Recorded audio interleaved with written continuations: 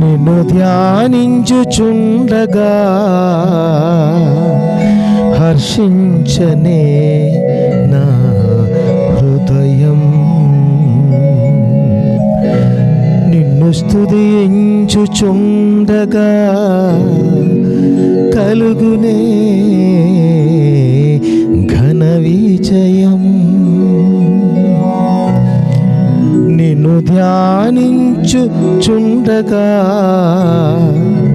హర్షించనే నా హృదయం, నిన్ను స్తుతించుచుండగా కలుగునే ఘన విజయం. నిరంతరం కృప చూపువాడా, దయాళుడవైన యెహోవా,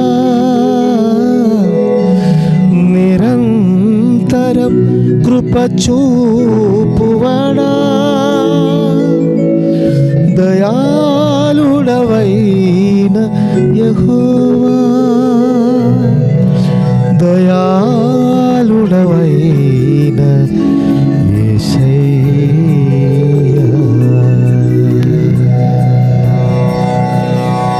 సర్వోన్నతుడైన జీవముగల దేవునికి మహిమ, ఘనత, ప్రభావము దేవుని ప్రియ బిడలైన మనమందరం ద్వారా అనుక్షణము కలుగునుగాక.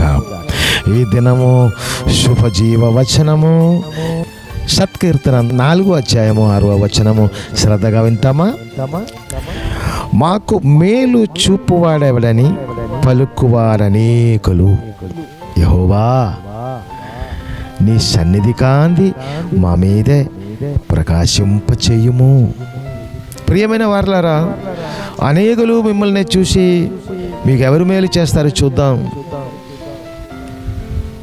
మిమ్మల్ని ఎవరు ఆశీర్వదిస్తారో చూద్దామని మిమ్మల్ని చూసి హేళన చేసిన వాళ్ళు అనేకులు ఉండొచ్చు. కానీ ఈ దినము మీకు శుభవార్త. సర్వోన్నతుడైన జీవమగల దేవాది దేవుడైన యెహోవా తన సన్నిధి కాంతి మన మీదే ఉదయింపచేశాడు. హల్లెలూయా. ఈ జీవవచనం విని క్రీస్తు యేసునందు చాలా ఆనందించాలి.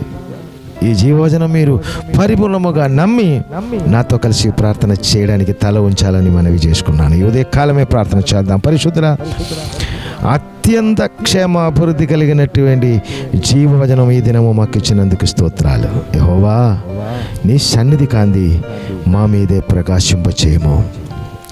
సర్వోన్నతుడైన దైవమా, సర్వ ప్రపంచ సృష్టికర్త అయినటువంటి మా కన్న తండ్రి, మీ సన్నిధియు నీ ముఖకాంతియు మా మీద ప్రకాశింపచేసినప్పుడు ఎంతగానే మీ సన్నిధిలో మేము దీవించబడి ఉంటారు, ఎంతగానే మేము ఈ లోకమునకు వెలుగుగా మారిపోతాయి.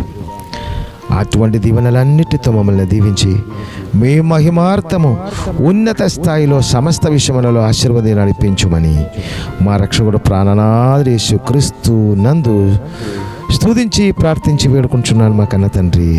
ఆమేన్. God bless you. I bless you in Jesus name.